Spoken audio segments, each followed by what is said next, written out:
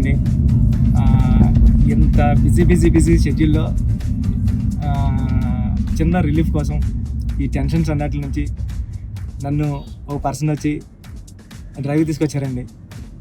ఎవరో తెలుసా అండి. Thank you Charan sir.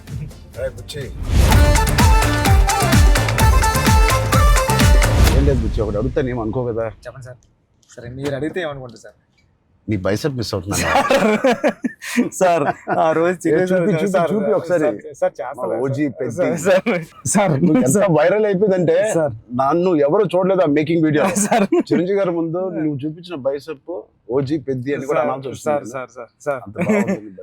Health బాగుండాలి sir. Thank you sir. Sir నేను ఒక విషయం చెప్పాలి సార్. చెప్పండి సార్. నేను జిమ్ కి దిల్షునగర్ లో చదువుకున్నప్పుడు, ఎంబీఏ చదువుకున్నప్పటి నుంచి నేను జిమ్ కి డబ్బులు కట్టాను సార్. కానీ వెళ్ళడం రావడం ఎప్పుడు అంత సీరియస్ గా తీసుకోలేదు కదా సార్. మిమ్మల్ని చూసిన తర్వాత పెద్దిలో మీ డెడికేషన్ చూసిన తర్వాత నిజంగా చెప్తున్నా సార్, మీ డెడికేషన్ చూసిన తర్వాత అరే చరణ్ సార్కి అన్నీ ఉన్నాయి సరే, హెల్త్ కోసం సినిమా కోసం ఇంత కష్టపడుతున్నారు, మనకి ఏం పని ఉంది అసలు? మనం కష్టపడి రోజు ఎక్సర్సైజ్ 40 minutes చేసుకుంటే బాగుంటుందని రీల్స్ లోని దాంట్లో చూసినప్పుడు నాకు అంత అనుకున్నాను కానీ సార్, ఎన్నో రీల్స్ సేవ్ చేశాను సార్, కానీ అంత ఇంపాక్ట్ క్రియేట్ చేయలేదు. నేను జిమ్ కోసం నేను సేవ్ చేసిన రీల్స్ చూస్తే సార్, ఆ రీల్సే నాకు తెలిసి ఒక నెక్స్ట్ జన్మ కూడా సరిపోతుంది రీల్స్ సేవ్ చేశాను సార్. కానీ మిమ్మల్ని చూసిన తర్వాత డెడికేషన్ చూసిన తర్వాత రోజు 40 minutes చేద్దారని మాత్రం చేస్తున్నా సార్. అసలు నువ్వు నన్ను పెట్టిన టార్చర్ కి ఆ బాడీలు రావడానికి, ఆ బాడీలు అన్ని రావడానికి ఒకటి క్రికెట్ బాడీ అడిగావు. క్రికెట్ సార్ అంటే క్రికెట్ బాడీ అంటే అసలు చాలా లీన్ గా మన తిలక్ వర్మ, హార్దిక్ పాండ్యా ఒక షర్ట్ వేస్తే ఎలా ఉంటుంది, ఇదే నాకు చెప్పింది, నాకు నరేషన్ అప్పుడు. అదొక బాడీ అడిగావు. కొన్ని రోజుల తర్వాత మళ్ళీ సార్ క్రికెట్ బాడీలో కూడా మీరు కొంచెం బండగా ఉండాలి. ట్రైబల్ వ్యక్తి ఎంత స్ట్రాంగ్ గా ఉంటాడో అది బాడీ బిల్డింగ్ చేస్తే వచ్చే స్ట్రెంత్ కాదు. అవును సార్.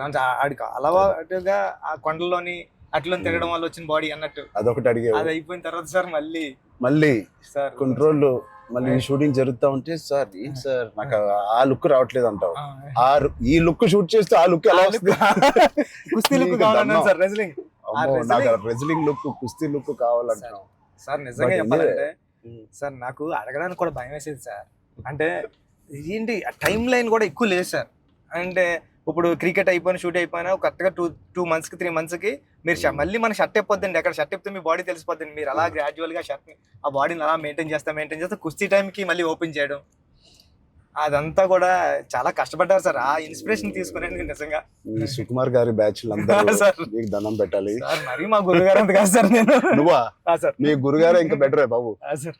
బట్ నిజంగా ఇవన్నీ నేను చేసింది సుకుమార్ గారి అసిస్టెంట్ అనో లేకపోతే బుచ్చిబాబు ఉప్పెన తీసిన బుచ్చిబాబు కోసం కాదు. నేను నిజంగా చెప్పాను, I was in love with your script.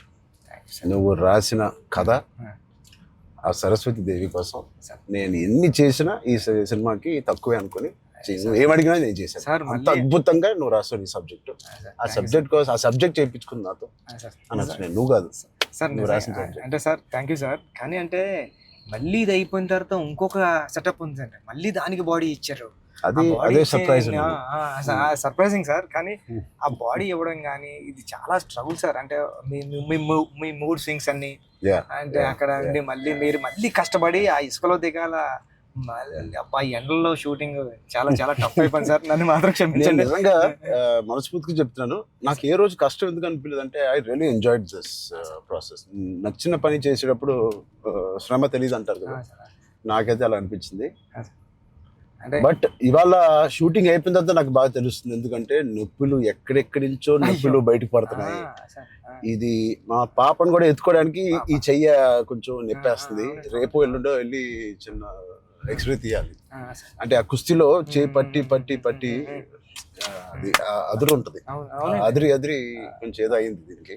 మళ్ళీ మీకు చేతికి అది కుస్తీలో పట్టడం, ఆ పైల్వాన్స్ అందరం తిరగేయడం అట్లతో పాటుగా మళ్ళీ సార్ పైగా నువ్వు పెట్టింది ఆర్టిస్ట్ కాదు, నిజమైన పైల్వాన్స్. వాళ్ళని బతిమాలి బాబు నువ్వు యాక్టింగ్ చేయరా బాబు అని చెప్పడానికి వాళ్ళకి టర్న్ అవడం గట్రా రావట్లేదు సార్. సినిమా యాక్షన్ చెప్తే వాళ్ళు నిజంగా కుస్తీ నిజంగా పైల్వాన్ పట్టుకుంటారు. పాపం సారీ సార్ అంటున్నారు. మళ్ళీ స్పోర్ట్స్ మ్యాన్ ఇన్స్టింక్ట్ ఉంటుంది కదా, స్పోర్ట్స్ మ్యాన్ స్పిరిట్, అది ఎంత మనం యాక్టింగ్ చేయరా అన్నా కూడా రాదు వాళ్ళకి.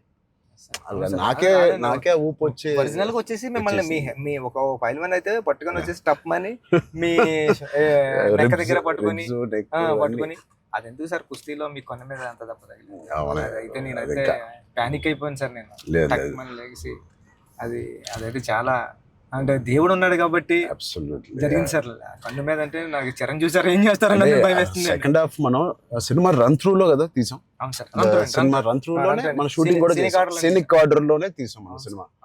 సో అది తీయడం వల్ల ఐ థింక్ నాకైతే చాలా చాలా హెల్ప్ అయింది మీరు అలా తీయడం వల్ల.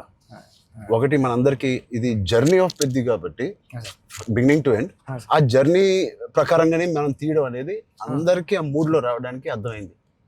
ఈ సీన్ ఎందుకు తీస్తున్నాం అందరికి అర్థమైంది, ఎందుకంటే దాని ముందు రోజే ఆ సీన్ తీసాం కాబట్టి. రన్ త్రూ లో వచ్చేసరికి మనం సెకండ్ హాఫ్ అంతా మనం ఒకే టైం పీరియడ్ లో షూట్ చేసాం. సెకండ్ హాఫ్ అంటే ఏంటి, కల్మినేషన్ ఆఫ్ ఆల్ ద మీరు రాసిన స్టోరీ అంతా culmination. Heaviest action, heaviest emotion, heaviest song second half లోనే పెడతావు. సో అంత హెవీ వర్క్ మనకి లాస్ట్ 65 days లో మనం షూట్ చేసాం. నిజంగా దేవుడు లేకపోతే అంత హెవీ వర్క్, అన్ని కుస్తీ ఫైట్లు, క్లైమాక్స్ ఫైట్, క్లైమాక్స్ సాంగ్, ఇంకో సాంగ్, రేరే రారా, ఏమి మనకేం అవ్వకుండా మీకేం అవ్వకుండా నాకేం అవ్వకుండా జరిగిందంటే అది నిజంగా పెద్దకున్న బలం. అది పెద్ద సబ్జెక్ట్ కి పెద్ద స్క్రిప్ట్ చేయించుకుంది తప్ప. లాస్ట్ 75 days షూట్ చేస్తాను సార్. ప్రతి సినిమాలో నాకు ఏదో ఒక యాక్సిడెంట్ అవుతూనే ఉంది. RRR లో కూడా కాలు ఎరగ కొట్టుకున్నాను, రంగస్థలం కూడా ఒకటి ఏదో అయింది నాకు గుర్తులేదు. గేమ్ చేంజర్ లో ఇక్కడ లిప్ కట్ అయిపోయింది, ఇక్కడ ఇది అయింది. కానీ ఎక్కడ ఒక్కరోజు మన షూటింగ్ ఆపింది లేదు. అది నిజంగా అది దేవుడు. ఇంకేంటి బుజ్జి సార్ పోస్ట్ ప్రొడక్షన్ ఎలా జరుగుతుంది చెప్పు, సరదాగా అడుగుతున్నా. సార్ రెహమాన్ సార్ అంటే నేను ట్వీట్ వద్దాం అనుకున్నాను సార్, ఎర్రకొట్టి సార్ RRR అని. అంటే మళ్ళీ 2 ఎట్లా అయిపోతుందో నేను వేయలేదు సార్. నెక్స్ట్ లెవెల్ RRR ఇచ్చారు sir Rahman sir. Okay, next level అండి. అంటే ఎమోషన్ కానీ నాకు నేను వెళ్ళి కూర్చున్నాను సార్. నిన్నే కూర్చుంటే ఇది మన సినిమా మన విజువల్ ని నెక్స్ట్ లెవెల్ పట్టుకుపోయారు సార్.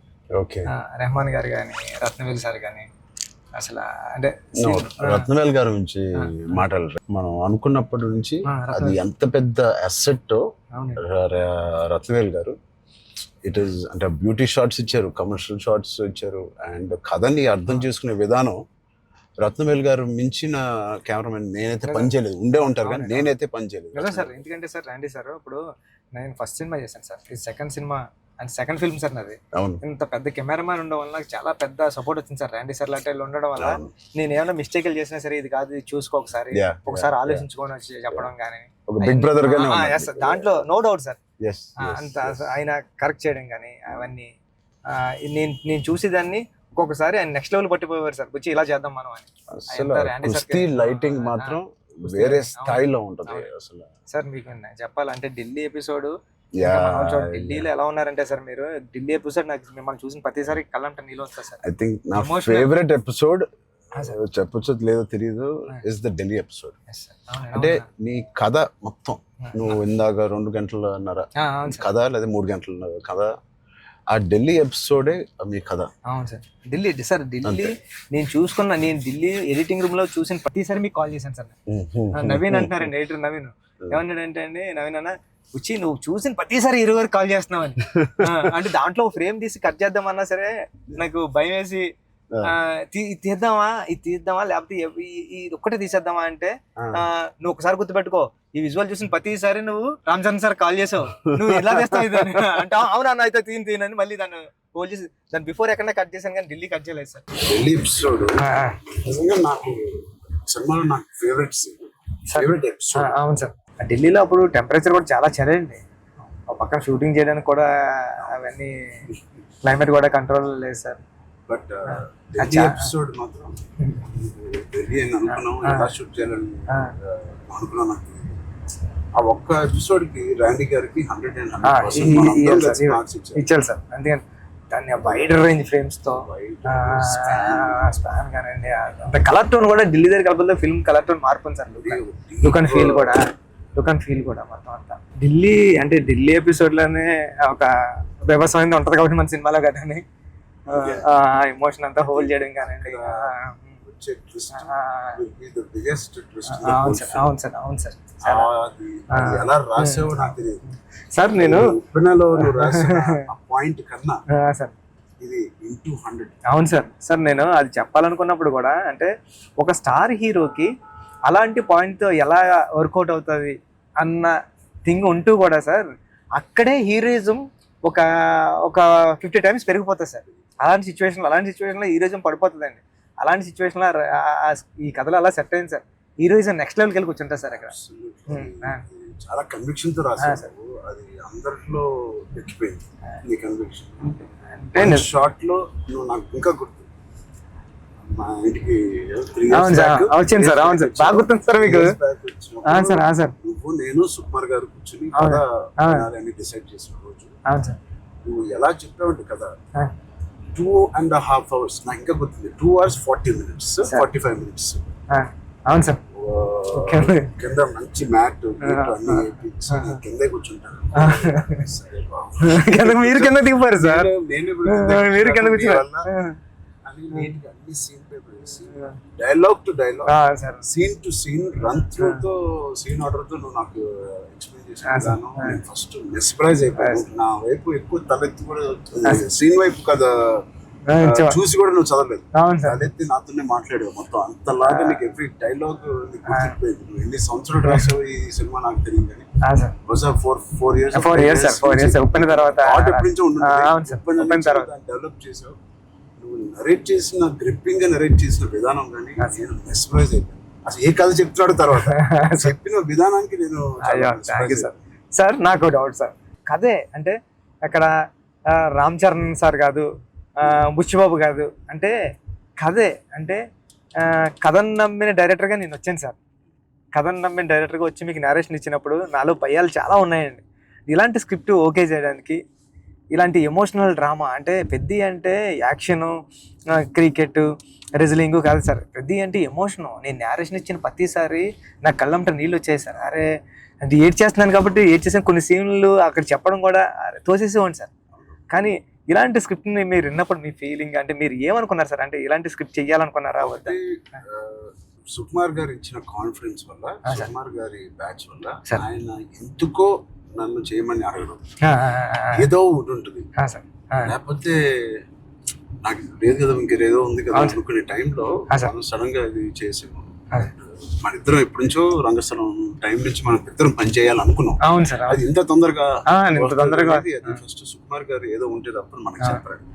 బట్ నాకేం నచ్చిందంటే పెద్ద అనే ఫిల్మ్ లో నువ్వు అన్అడల్టరేటెడ్ గా అంటే ఏవి కమర్షియల్స్ గా ఆలోచించడం కానీ ఫ్యాన్స్ పరంగా కానీ ఏ ఉద్దేశం లేకుండా ఆ కథకి ఏది న్యాయం అదే నువ్వు రాసావు, అదే నాకు చెప్పావు.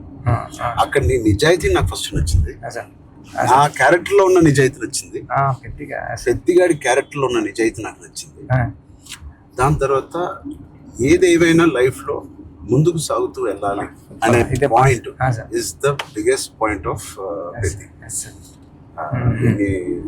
హర్డల్స్ వచ్చిన ఇంకోటి ఇవన్నీ దేనికి చేస్తున్నారు, కథ ఏంటి, ఆ కథ ఇవన్నీ దేనికి చేస్తున్నారు, ఇన్ని ఆటలు ఎందుకు ఆడుతున్నారు, అదేంటి cross over athlete. Main point అది sir. Main point cross over athlete. ఆ క్రాస్ ఓవర్ అథ్లీట్ ఒక అథ్లీట్ గా వెళ్ళొచ్చు, ఒక కొంత దూరం వరకు తన జీవితంలో ఏదో ఒకటి సాధించవచ్చు. ఇంత తపంతో how come he went that far to do that and achieve that goal. That I feel identity, గుర్తింపు కోసం. సార్ నిజంగా చెప్పాలంటే ఈ కథ రాయడానికి మెయిన్ కారణం, మీ దగ్గరికి వచ్చిన నేరేషన్ ఇవ్వడానికి కారణం అంటే మీరు ఎప్పుడు మెరుపు టైంలో ఎప్పుడు ఎంట్రీ చేస్తే నాకు స్పోర్ట్స్ సినిమా చేయాలని కోరిక అన్నారు సార్. సార్ 10 రోజులు చేసిన అప్పుడున్న టెక్నాలజీ, ఆ గేమ్ తీసే టెక్నాలజీ కానీ స్పోర్ట్స్ ఏదో కుదరక అది నిజంగా ఈ రోజు నాకు నేను అనుకున్నాను సార్. ఆ రోజు చరణ్ సార్ ఒక స్పోర్ట్స్ చేయాలనుకున్నారు, ఈ రోజు నేను క్రాస్ ఓవర్ పెట్టి అని ట్రై చేశాను సార్. సార్ అంటే ఇది నిజంగా చెప్పాలంటే ఒక మాట ఉంది సార్. ఉప్పిన తర్వాత ఉప్పిన రిలీజ్ అవ్వలేదండి. కోవిడ్ టైంలో ఉప్పిన ఓటీటీకి అంటున్నారు సార్. ఓటీటీ వేసేద్దాం చాలా వరకు 1 year 12 months వరకు ఒక వెయిట్ చేశారండి. కానీ ఇంకా కోవిడ్ ఎప్పుడు వెళ్ళిపోతుందో తెలుస్తలేదు సార్. అలాంటి సిచ్యువేషన్లో మా గురువు గారు ఫోన్ చేసి, సుకుమార్ గారు ఫోన్ చేసి అడిగితే, ఎవరు ఇంక ఏం చేయలేవరా, ఇంక మనం హోల్డ్ చేయాలంటే హోల్డ్ చేసాం, ఇంకా ఈ పాండమిక్ ఎప్పుడో తెలుస్తలేదు, మనం వేసేద్దాం అన్నారండి. ఓటీటీ వెళ్ళిపోదాం అన్న టైంలో ఇంకేం చేయాలో తెలియక సుఖ సార్ని అడిగాను, సార్ ఏం చేస్తే బాగుంటుంది సార్ అంటే, నీ దగ్గర ఉన్న లైన్లు చెప్పరా అన్నారండి. ఈ లైన్ చెప్పాను సార్. ఈ లైన్ చెప్పినంటే సుఖ సార్ అన్నారండి, ఈ లైన్ అదిరిపోద్దురా, చేయరా, మళ్ళీ కొత్త ఫిల్మ్ అయిపోతుంది, ఐడియా కొత్తగా ఉంది అన్నారు. అవునా అని సార్ మీరు నమ్మరు, నాకు స్క్రీన్ షాట్ ఉంది, మా స్టాండర్డ్ రామన్ గారికి కూడా అది బుక్ మరి రాసిపోయి పిఠాపురం దత్తత స్వామి గుళ్ళోకి వెళ్ళి కూర్చొని, నాకు సెకండ్ ఫిల్మ్లో హీరో రామ్ చరణ్ గారు, మీకు చూపిస్తాను సార్ ఎప్పుడు నా ఏదైనా ఇంటర్వ్యూ, రామ్ చరణ్ గారు. అవును సార్, చూపించాను సార్ మీకు. హీరో బెల్లం ఫ్యాక్టరీలో వర్క్ చేస్తూ ఉంటాడు, క్యారెక్టర్ సూపర్ ఉంటుంది, పెద్ది అని రాశాను సార్. ఫస్ట్ ఫిలిం ఇంకా రిలీజ్ కాలేదు, సెకండ్ ఫిలిం రామ్ చరణ్ గారితో డ్రీమ్ అంటే నేను అనుకుంటాను సార్, మనిషి గట్టిగా కోరుకుంటే ఏదైనా అయిపోతుంది సార్, గట్టిగా కోరుకోవాలి సార్. నాకు కూడా ఇంత గొప్ప సినిమాలో హీరోగా చేయడం అనేది గొప్ప రైటింగ్ రావడం అనేది, అది కూడా నేను ఎక్కడో అనుకున్నానేమో, ఎప్పుడో మెరుపు అప్పుడు అనుకున్నాను ఒక స్పోర్ట్స్ సినిమా చేయాలి మీ సంకల్పమే సార్. అది అప్పటి నుంచి 10 ఏళ్ళు అయిపోయింది, మెరుపు ఆల్మోస్ట్ 12 years అయిపోయింది. ఆ 12 years నుంచి నా కోరిక, నీ కోరిక ఏదో సార్, ఇద్దరిని మన సుకుమార్ గారు కలిపారు. సుకుమార్ గారు దేవుడు, మా గురుగారు తీసుకొచ్చి, అందుకే నేను ఎప్పటికీ మా గురుగారు రుణ పడి ఉంటాను సార్. నిజంగా ఏదైనా అంత గట్టిగా అనుకోవాలనేది నాకు మళ్ళీ అనిపించింది. అనుకుంటే సాధ్యం అవుతుంది అనేది, అనుకుంటే అవుతుంది అన్నారు. మీరు ఏదైతే అన్నారో ఇదే మన కథ సార్. పెద్దిగాడు ఏది వదలడండి, పెద్దిగాడు పట్టుకుంటే అంటే చిన్న ఇన్సిడెంట్లకే ఈ జనరేషన్ అంతానే అది కాదు, ఇది అవుతులేదు అని కొద్ది ప్యానిక్ అయిపోయి రకరకాల డెసిషన్ తీసుకున్నారు కదా సార్. అలాంటి సిచ్యువేషన్లో పెద్ది చాలా ఇన్స్పిరేషనల్ క్యారెక్టర్ సార్. పెద్దిగాడు అందరికీ హృదయంలో ఉండిపోతారు సార్. పెద్దిగాడు చాలా ఇన్స్పిరేషనల్ క్యారెక్టర్ అంటే నిజంగా చెప్పాలంటే పాఠ్యాంశాల్లో అంటే బుక్స్లో ఉండాల్సిన క్యారెక్టర్ అండి. 7th class నాన్ డీటెయిల్లో ఉంది సార్, అంటే పట్టుదల ఉంటే సాధించలేనిది లేదని. అలాంటి బుక్ లో నేను రాసినప్పుడు నాకు ఆ కథ గుర్తొచ్చిందండి. అరే విక్రమాదిత్య ఏదో అండి అతని పేరు, అతను చాలా స్ట్రగుల్ అయ్యి అనుకున్నదాన్ని రీచ్ అవుతాడండి. అంటే పెద్దికి కూడా విజయం అంత ఈజీగా దొరకలేదండి. పెద్ది చాలా స్ట్రగుల్ అవుతా తన విజయాన్ని, తన డెస్టినేషన్ ని, తన గోల్ ని రీచ్ అవ్వగలిగాడు కానీ అంత ఈజీగా ఈ జనరేషన్ చిన్న వాటికే కొద్దిగా ప్యానిక్ అయిపోయి అది కాదు ఇది కాదు అంటారండి. ఇది చాలా ఈ జనరేషన్ సెట్ అవుతుంది, ఈ జనరేషన్ కి చాలా ఇన్స్పిరేషనల్ స్టోరీ. మోటివేషన్ అంటే ఐ ఫీల్ ఒక వ్యక్తికి మోటివేషన్ దొరకడం పొద్దున్న లేచి, అంటే ఇలాంటి సిచ్యువేషన్ వచ్చి నా లైఫ్ లో కూడా వచ్చింది.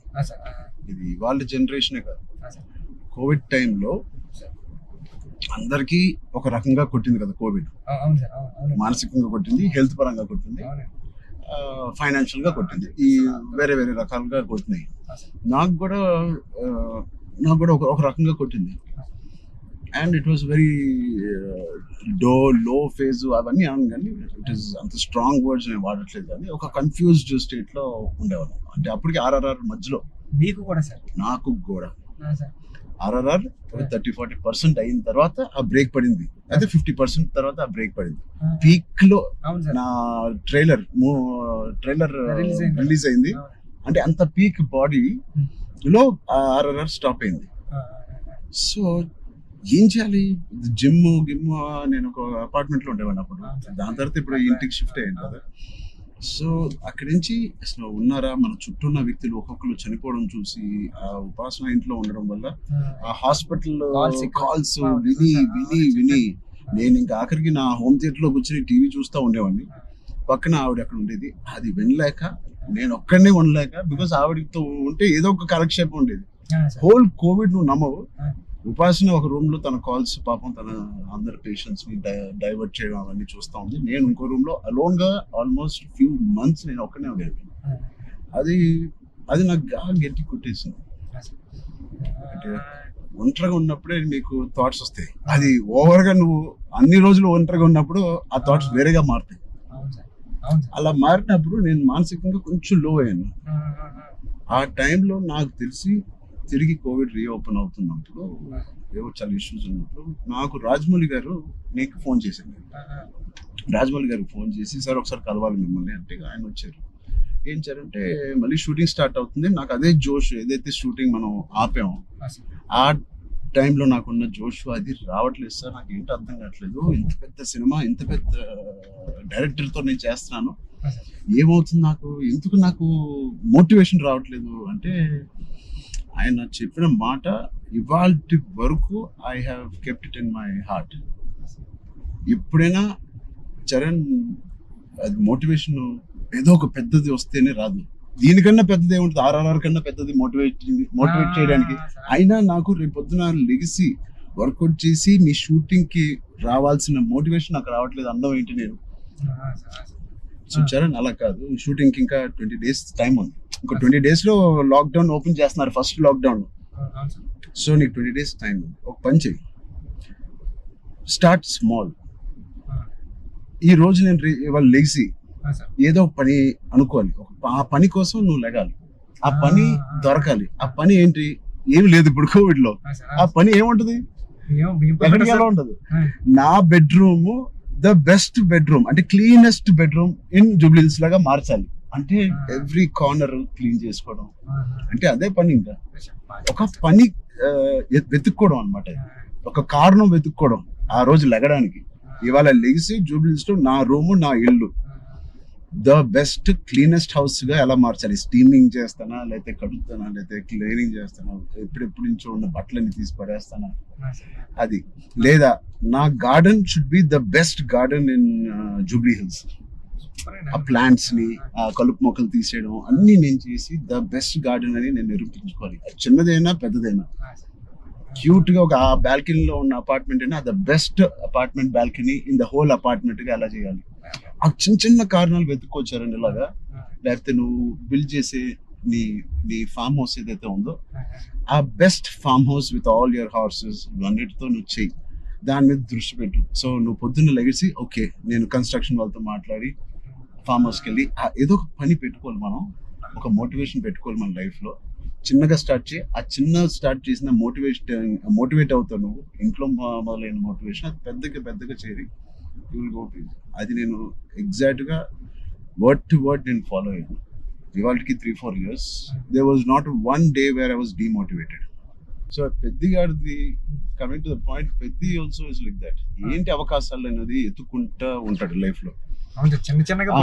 ఇది అది పోయిందా, ఇది కూలిపోయాడా, ఎన్ని అడ్డంకులు వచ్చినాయి అతనికి అని చూసుకోకుండా, ఉన్న దాంట్లో సరిపెట్టుకోకుండా కూడా మళ్ళీ దాంట్లో బెస్ట్ ఎలాగా ఉంటాడు అనేది ఒక ఫస్ట్ హాఫ్ నుంచి ఇంటర్మిషన్ లో ఒకలాగా, ఇంటర్మిషన్ తర్వాత ఇంకోలాగా. Whatever happens the life should go on, life should keep going on. ఆ లైఫ్ ఎలా గో ఆన్ అవ్వాలంటే దానికి ఒక పర్పస్ ఎత్తుకోవాలి. ఆ పర్పస్ నేను చెప్పినట్టు చిన్నగా ఉండొచ్చు, పెద్ద ఉండొచ్చు.